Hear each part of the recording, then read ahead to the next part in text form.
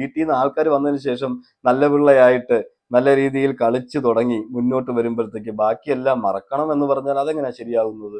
ആദിലയോട് എന്ന് ചേർന്നു അന്ന് ഷാനവാസിന്റെ നാശം തുടങ്ങിയത്. പക്ഷെ ഞാൻ വിചാരിച്ചത് അനുമോൾക്കായിരിക്കും ആദ്യത്തെ പണി കിട്ടുവാന്ന്. ആര്യനാണെങ്കിൽ ലാലേട്ടനെ ഊക്കിയതുപോലെ വേറെ ഒരു മനുഷ്യനും ഊക്കി വിട്ടിട്ടില്ല ഈ സീസണിൽ. ഷാനവാസ് തീർന്നു, ഷാനവാസിന്റെ ഗെയിം കഴിഞ്ഞു, ഷാനവാസ് ലാലേട്ടനോട് അങ്ങനെ പെരുമാറി ഇങ്ങനെ പെരുമാറി എന്നൊക്കെ പറഞ്ഞ് പഴുത്തില വീഴുമ്പം പച്ചില ചിരിക്കണ്ട. കാരണം നിങ്ങൾക്കുള്ള പണി പുറകെ വരുന്നുണ്ട്. അതും കൊളോബാണെന്ന് ലാലേട്ടൻ പറയുന്നത് എനിക്ക് എന്താണെന്ന് മനസ്സിലായില്ല. കൊളോബ് എന്ന് പറഞ്ഞു കഴിഞ്ഞാൽ നമുക്ക് ഫ്രീ ആയിട്ടാണ് എല്ലാവരും ഡ്രസ്സൊക്കെ തരുന്നത്. ഇപ്പൊ അക്ബറിന് പി ആർ ഉണ്ടല്ലോ, ഇതുവരെ അക്ബർ പറഞ്ഞിട്ടില്ലല്ലോ എനിക്ക് പി ആർ ഉണ്ട് എന്നുള്ളത്. എന്തുകൊണ്ടാണ് ഇന്ന് ലാലേട്ടൻ പറഞ്ഞപ്പോഴത്തേക്ക് എനിക്ക് ചെറുതായിട്ടൊക്കെ പി ആർ ഉണ്ടെന്ന്. അതുപോലെ ആര്യനും സമ്മതിച്ചു. ഇനിയുള്ള ലൈവുകളും എപ്പിസോഡുകളും നിങ്ങൾ പ്രത്യേകം ശ്രദ്ധിച്ചോ. ഇവർ രണ്ടുപേരും എന്തായാലും പോസിറ്റീവ് ആകുക തന്നെ ചെയ്യും, അല്ലെങ്കിൽ അവരാക്കും. ബിഗ് ബോസ് മലയാളം സീസൺ 7 ഒരു അഡാർ എപ്പിസോഡ് കഴിഞ്ഞു. ഒരു കിടുകാച്ചി എപ്പിസോഡെന്ന് തന്നെ നമുക്ക് പറയാം. കാരണം അനീഷിനെയും ഷാനവാസിനെയും ഒക്കെ എടുത്ത് കുടയുന്നത് നമ്മൾ കണ്ടായിരുന്നു. അപ്പം ഒരുമാതിരിപ്പെട്ടവർക്കെല്ലാം ഇതൊരു വലിയൊരു കിടുകാച്ചി എപ്പിസോഡായിട്ടും ലാലേട്ടൻ തകർത്തു എന്നൊക്കെ പറഞ്ഞ് മറ്റുള്ളവർ അനീഷിനെയും ഷാനവാസിനെയും എടുത്ത് കുടയുമ്പോൾ മറ്റ് വെളിയിലിരുന്ന് ചിരിക്കുന്ന കുറച്ച് ഫാൻസുകാരുണ്ടല്ലോ, അവർക്ക് ഇത് കിടുകാച്ചി എപ്പിസോഡായിരുന്നു. എനിക്കും ഇതൊരു നല്ലൊരു എപ്പിസോഡായിരുന്നു എന്നേ എനിക്ക് പറയാനുള്ളൂ. കാരണം പഴുത്തില വീഴുമ്പോൾ പച്ചില ചിരിക്കും എന്നുള്ളൊരു ചൊല്ലുണ്ട്. അപ്പൊ ഞാൻ പറഞ്ഞത് എന്താണെന്ന് നിങ്ങൾക്ക് ആർക്കും മനസ്സിലായി കാണത്തില്ലായിരിക്കും. എന്നാ മനസ്സിലാകുന്ന രീതിയിൽ ഞാൻ പറയാം. ലാലേട്ടനകത്ത് പറഞ്ഞൊരു ഡയലോഗുണ്ട്, ഹൈലൈറ്റ് ആയിട്ട് തന്നെ ഞാൻ അത് തന്നെ പറയാം. പഴയ കാര്യങ്ങളെല്ലാം മറന്നേക്കൂ, നിങ്ങൾ പുതിയ കാര്യങ്ങൾ ചിന്തിക്കൂ, പുതിയ കാര്യങ്ങളിലേക്ക് വരൂ. അത് പറയാൻ കാര്യം ഷാനവാസ് ഒരു ടാസ്ക് സംബന്ധിച്ച് പറയുന്ന കാര്യമാണ്. ഞാൻ ഉറങ്ങിക്കിടക്കുമ്പോൾ എന്നെ എടുത്തുകൊണ്ട് വെളിയിലേക്ക് ആക്കാം, എന്നെ പുറത്താക്കാം, അങ്ങനെ ഒരു ടാസ്ക് കൊടുത്തിരുന്നു. ആ കട്ടിലിൽ ആര് കിടക്കുന്നോ അവരറിയാതെ തന്നെ അവരെ കൊണ്ടുപോയി ഇന്നിടത്ത് വെച്ച് കഴിഞ്ഞാൽ അവരെ പുറത്താക്കാമെന്നൊരു ടാസ്ക്. അതിനെക്കുറിച്ച് പറഞ്ഞപ്പോഴാണ് ലാലേട്ടൻ ഈ ഡയലോഗ് അടിക്കുന്നത്. അതിന് കാര്യം നിങ്ങൾക്ക് ആർക്കെങ്കിലും മനസ്സിലായോ?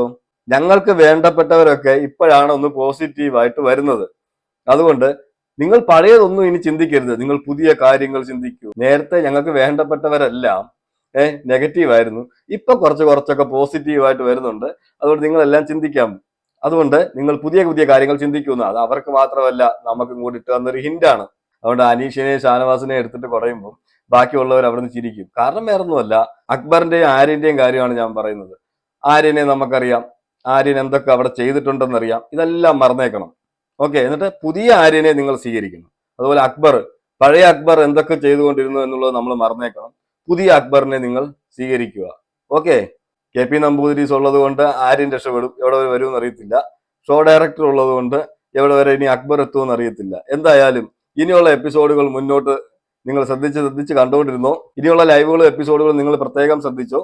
ഇവർ രണ്ടുപേരും എന്തായാലും പോസിറ്റീവ് ആകുക തന്നെ ചെയ്യും, അല്ലെങ്കിൽ അവരാക്കും. ഇപ്പം ഇന്നത്തെ എപ്പിസോഡിനെ കുറിച്ച് പറയുകയാണെങ്കിൽ അനീഷിന് പറ്റിയ ഒരു അബദ്ധം എന്താണെന്ന് വെച്ചാൽ, അനീഷ് പഠിച്ചിട്ട് വന്ന് ഗെയിം കളിക്കുകയാണ്. അത് നമുക്ക് എല്ലാവർക്കും അറിയാവുന്ന കാര്യമാണ്, പലരും സമ്മതിക്കാൻ മടിക്കുന്ന കാര്യമാണ്.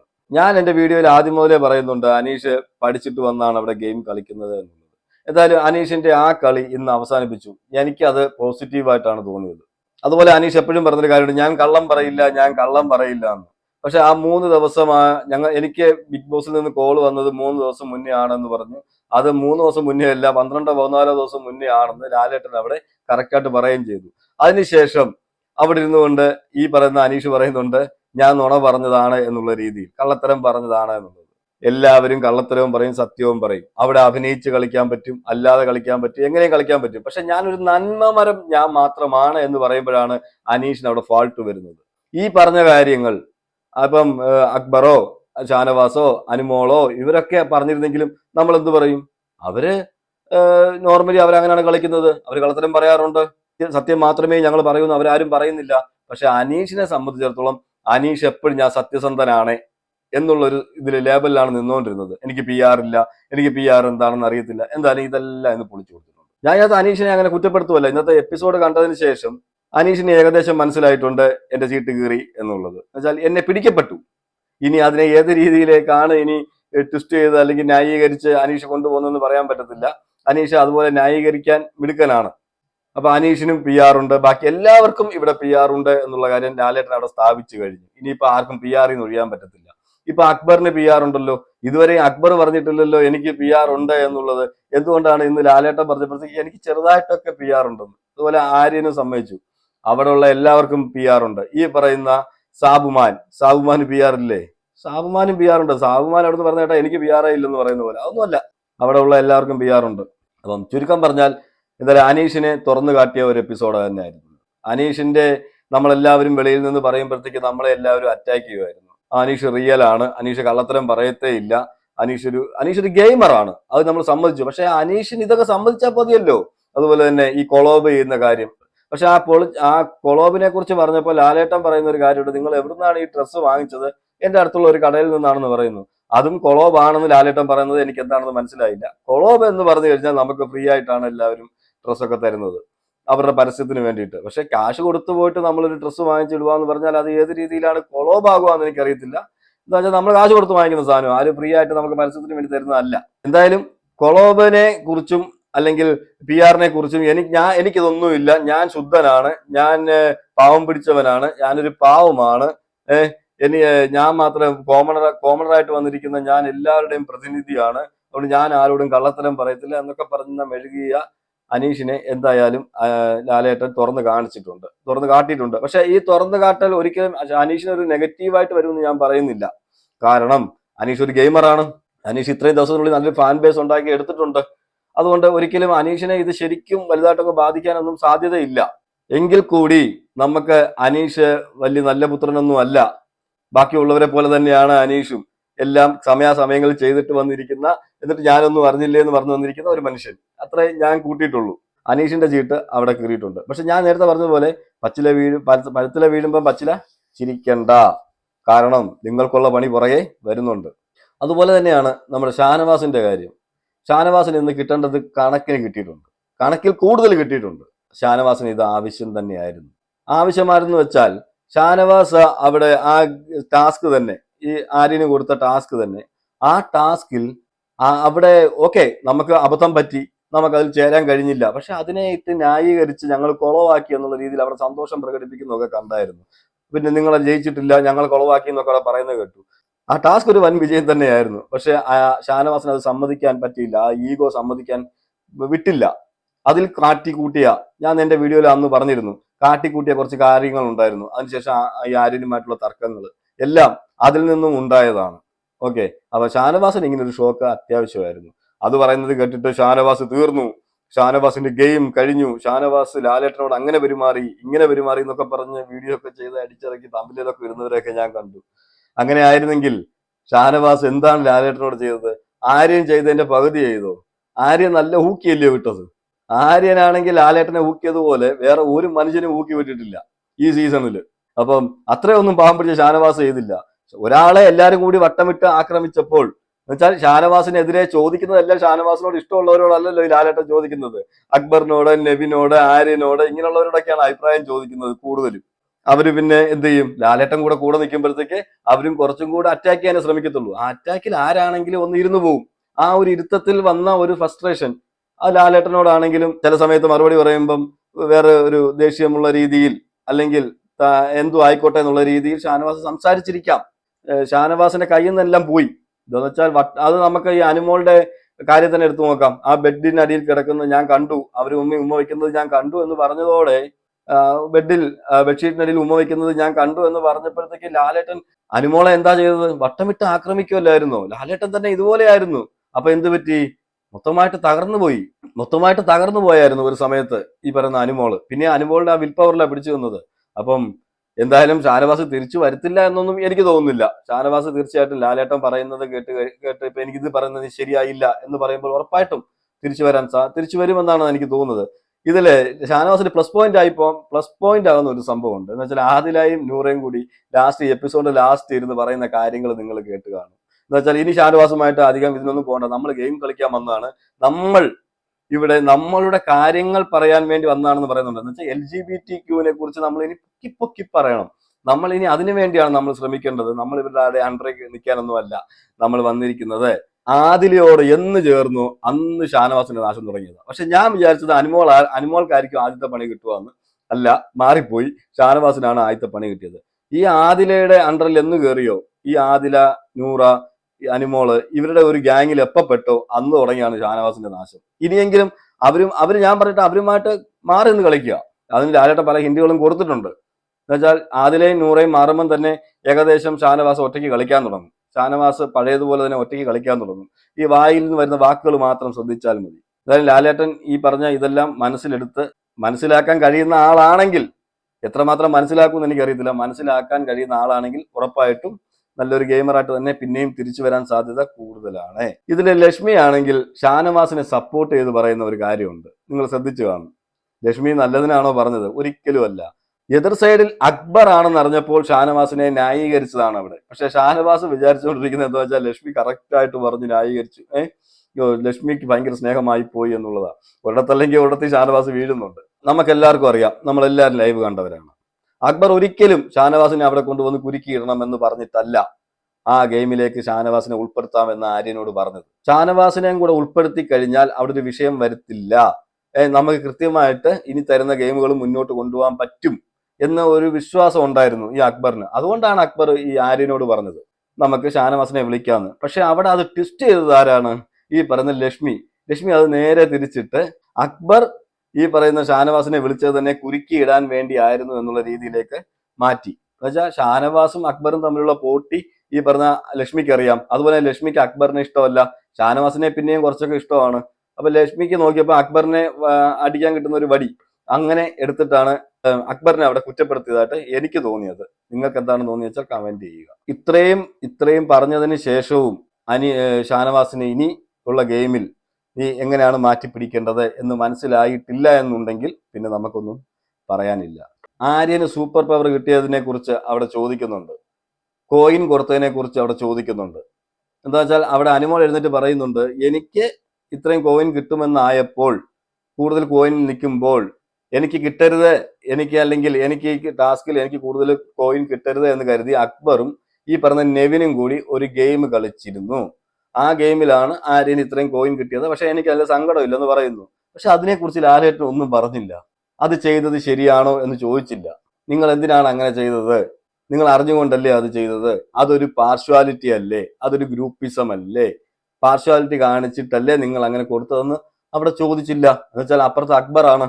നിങ്ങൾ പ്രത്യേകം മനസ്സിലാക്കണം. നമ്മളെല്ലാവരും കണ്ടതാണ്.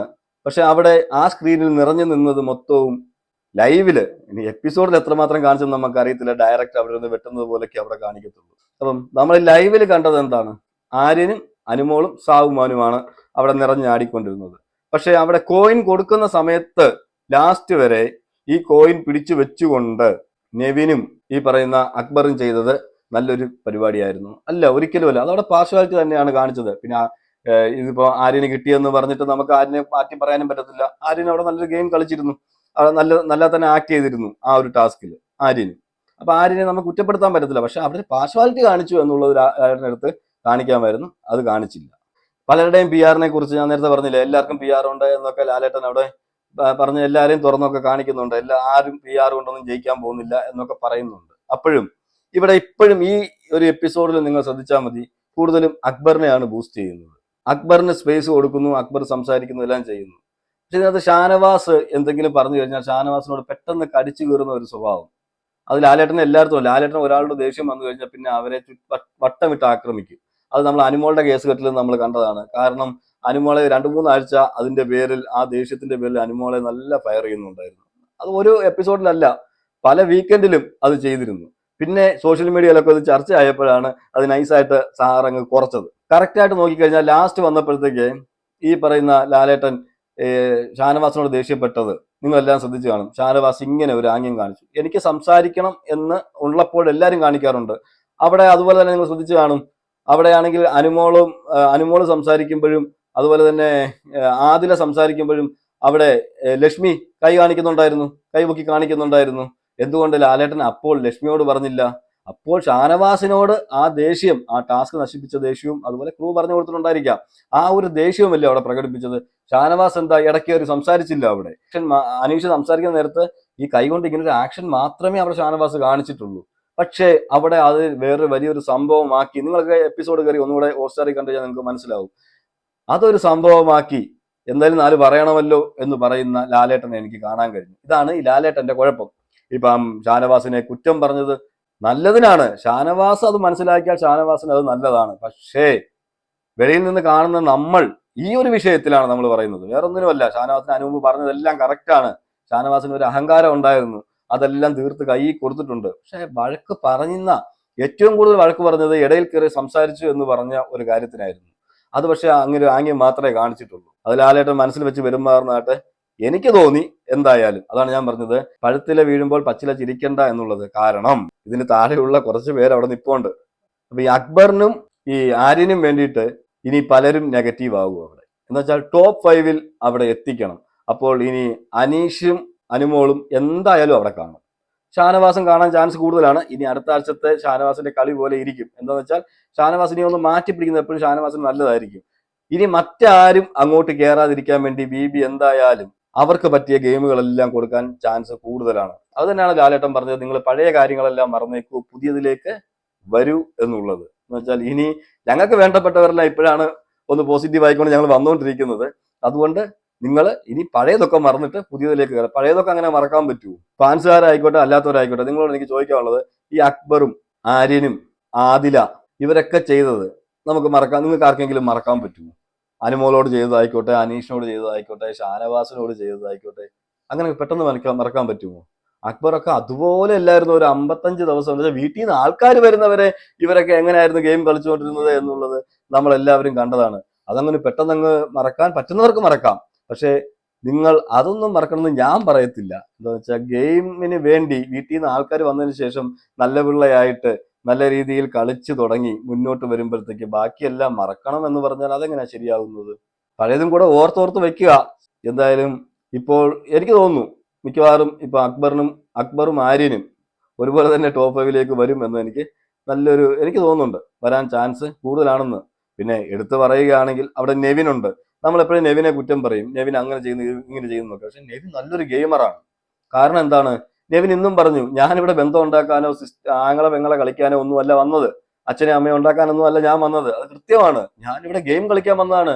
എന്റെ ഗെയിം ഞാൻ കളിക്കും. അതുകൊണ്ടാണ് ഞാൻ ഈ പറയുന്ന അനുമോൾക്ക് ഞാൻ കോയിൻ കൊടുക്കാതെ ആ ഗെയിം ട്വിസ്റ്റ് ചെയ്തെന്ന്. ശരിയല്ലേ?